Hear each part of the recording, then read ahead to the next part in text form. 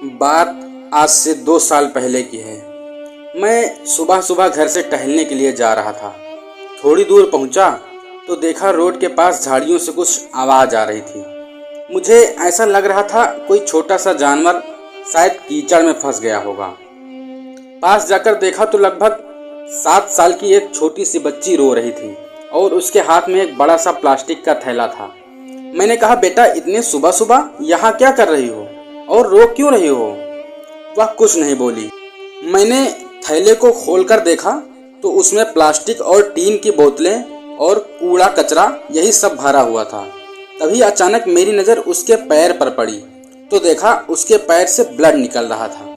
मैंने कहा, अरे ब्लड क्यों निकल रहा है? क्या लग गया बेटा तुम्हारे पैर में? वो बोली, भैया कांच लग गया है। जैसे ही उसने मुझे भैया कहा मेरी आत्मा जैसे रोने लगी। मैंने कहा, तो तुम इतने सुबह सुबह यहाँ क्या कर रही थी? आओ बाहर आकर बताओ मुझे। मैंने उसका हाथ पकड़कर सहारा देते हुए उसे बाहर निकाला। वो बोली, भैया हम रोज सुबह सुबह इसी तरह बाजार के पास जाकर कूड़ा कचरा बीन कर दोपहर में कबाड़ी को दे देते हैं और फिर वह हमें बहुत सारे पैसे देता है। बच्चों की स्टाइल में बोली वो। यह सुनते ही जैसे मेरी आंखें भर आई। मेरे मन में यही ख्याल आ रहा था कि वारी किस्मत, तू किसको कहाँ लेकर जाती है। एक अमीरों के बच्चे हैं जो पैसे और रोटियां फेंकते हैं और एक यह है जो रोटी के लिए कूड़ा उठा रही है। मेरी आंखें भरती ही जा रही थी। मैंने खुद को संभालते हुए उससे पूछा, बेटा घर में कोई नहीं है क्या? मम्मी पापा कहाँ हैं? वो बोली, पापा मर गए हैं कुछ दिन पहले कोरोना में। मम्मी हैं लेकिन उनकी तबीयत बहुत ख़राब है। दवाई के पैसे नहीं हैं इसलिए हम कूड़ा कचरा बीन कर बेचते हैं और उससे जो भी पैसे मिलते हैं उससे मम्मी की दवाई ले आते हैं। यह सुनते ही जैसे मेरी आंखों से इतने तेज आंसू बहने लगे कि मैं आगे कुछ सोच नहीं पा रहा था। मैंने सोचा, इतनी छोटी सी बच्ची, वो भी इतनी समझदार कैसे हो सकती है? मुझे जैसे यकीन ही नहीं हो रहा था कि क्या यह सच कह रही है, क्योंकि जिस उम्र में बच्चे दूध पीने और खाना खाने का नाटक करते हैं उस उम्र में वह माँ की दवाई का इंतजाम कर रही है, वो भी बिना किसी से कुछ मांग कर, खुद के दम पर। वाकई में मैं बहुत आश्चर्यचकित था। फिर मैंने कहा, अच्छा तो तुम स्कूल भी नहीं जाती होगी? वह बोली, नहीं, पहले गांव वाले स्कूल में जाते थे, जब से मम्मी की तबीयत खराब हो गई तब से नहीं जाते हैं। मैंने कहा, अच्छा चलो मेरे पास दवा रखी है, घर पर चलो तुम्हारे पैर में लगा दूं। पता नहीं क्यों मेरा मन कर रहा था कि मैं इस बच्ची की दिल और जान से मदद करूं। बेहिचक उसे अपनी पीठ पर बैठा लिया मैंने और घर ले आया। घर आकर मैंने अपनी पत्नी को सारी बात बताई। मेरी पत्नी तुरंत दौड़कर गई और दवाई लाकर उसके पैर में लगाई और पट्टी बांध दी। फिर मैंने कहा, बेटा कुछ खा लो तो जाओ। वो बोली, भैया मम्मी परेशान होंगी, देर हो जाएगी तो। मैंने कहा, अच्छा तुम्हारा घर यहाँ से कितनी दूर है? वो बोली, चौराहे के पीछे ही है भैया। मैंने कहा, अच्छा 1 मिनट रुको, मैं भी चलता हूँ तुम्हारे साथ। मैंने अपनी पत्नी से एक टिफिन बॉक्स में थोड़ा सा खाना रखवा लिया और हाथ में पकड़कर उस बच्ची के साथ उसके घर की ओर चल दिया। पहुँचते ही मैंने देखा उसकी माँ बिस्तर पर लेटी हुई कराह रही थी। मैंने कहा, आंटी जी उठिए, लीजिए खाना खा लीजिए। उन्होंने मेरी ओर देखा और बोली, तुम कौन हो बेटा? मैं कुछ बोलता इसके पहले ही उस बच्ची ने सुबह से जो भी घटना हुई थी वह अपनी माँ को बताई। यह सुनते ही वह मेरे सामने हाथ जोड़कर रोने लगी। बोली, बेटा मैं कैसे तुम्हें धन्यवाद दूं? मैंने कहा, उसकी कोई ज़रूरत नहीं है माँ जी। मुझे जैसे भैया बोला वैसे मुझे रहा ही नहीं गया। फिर मैंने कहा, आंटी उठिए, थोड़ा सा खाना लाया हूँ, खा लीजिए और मुन्नी को भी खिला दीजिए। वह बोली, नहीं बेटा, तुमने बच्ची की इतनी मदद की है ना, वही बहुत है, हम तुम्हें और परेशान नहीं कर सकते। मैंने कहा, आंटी आप मुझे बेटा बोलती हो ना, और यह मुन्नी मुझे भैया बोलती है, उसके बाद भी आप ऐसे कह रही हो कि मैं आपको परेशान नहीं कर सकती? खा लीजिए ना, उठ जाइए आंटी मेरे कहने पर। थोड़ी देर बाद उन दोनों ने खाना खा लिया।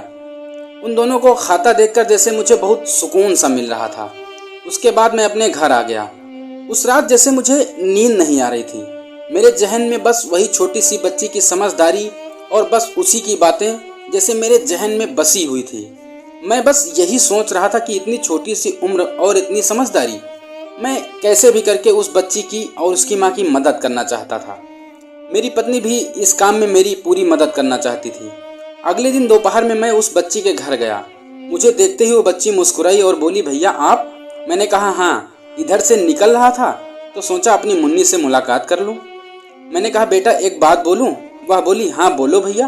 मैंने कहा तुम स्कूल जाना चाहती हो कि नहीं? वह बोली हाँ जाना चाहते हैं। हमें पढ़ना बहुत अच्छा लगता है और स्कूल की ड्रेस भी बहुत अच्छी लगती है, लेकिन पैसे कहाँ हैं और माँ की हालत ऐसी है कि किसी तरह माँ ठीक हो जाए बस, और हमको कुछ नहीं चाहिए भैया। मैंने कहा तुम स्कूल जाओ, मैं तुम्हें पैसे दूंगा। वह बोली नहीं भैया, हम आपसे पैसे नहीं लेंगे। मैंने कहा अच्छा तो अपनी माँ के इलाज के लिए पैसे ले सकती हो? वह बोली नहीं। मैंने कहा भैया भी बोलती हो और मुझसे कोई मदद भी नहीं ले सकती हो, यह तो गलत बात है बेटा। मैंने कहा मान जाओ ना, अगर मुझे कुछ मानती हो तो। वाकई में मैंने इतनी खुददारी और समझदारी तो अपनी जिंदगी में किसी के अंदर नहीं देखी, और वह भी इस उम्र में। मैंने कहा तुम मुझे भैया मानती हो ना, तो उसकी कसम है, ले लो बेटा।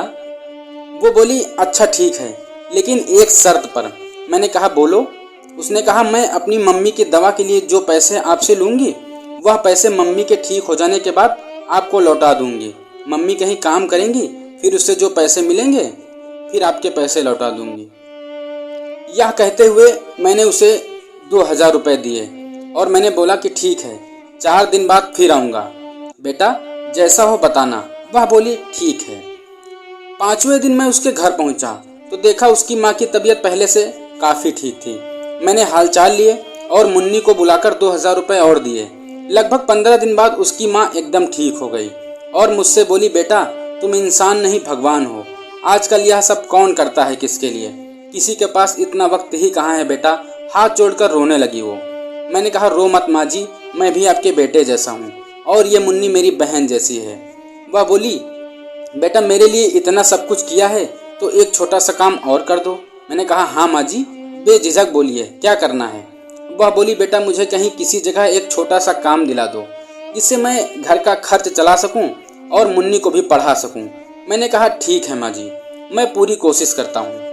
अगले दिन मैं जिस कंपनी में काम करता था उस कंपनी के मैनेजर से बात करके माँ जी को कॉस्मेटिक सामान की पैकिंग के लिए 10,000 रुपये महीने की नौकरी लगवा दी। माँ जी को नौकरी की जैसे ही पहली तनख्वाह मिली वह मेरे पास आई और बोली बेटा यह पैसे रख लो जो तुमने मुझे दवा के लिए दिए थे। मैंने कहा माँ जी पैसे नहीं ले सकता क्योंकि आप मेरी माँ जैसी हो और यह छुटकी मेरी बहन। इन पैसों से आप दोनों अपने लिए कपड़े खरीद लीजिए और मुन्नी का एक अच्छे स्कूल में एडमिशन करवा दीजिए। वह बोली ठीक है बेटा। आज मुन्नी का एक अच्छे स्कूल में एडमिशन हो गया है और वह अब खूब मन लगाकर पढ़ रही है। माँ जी और मुन्नी बहुत खुश हैं और मैं भी बहुत खुश हूँ क्योंकि मुझे अब जिंदगी में कुछ मिले ना मिले, लेकिन मैंने एक टूटते परिवार को, एक बिगड़ते परिवार को बचा लिया। दोस्तों इस कहानी से हमें यह सीख मिलती है कि परिस्थितियाँ कैसी भी हो, उम्र कोई भी हो, हमें कभी खुददारी और ईमानदारी से कोई समझौता नहीं करना चाहिए। और हाँ, किसी भी की मदद करने से बड़ा पुण्य इस धरती पर कोई नहीं है, और बच्चे तो वैसे भी भगवान का रूप होते हैं। दोस्तों आप सबको यह कहानी कैसी लगी कमेंट बॉक्स में अपना कमेंट ज़रूर करें और चैनल को सब्सक्राइब करना न भूलें। धन्यवाद।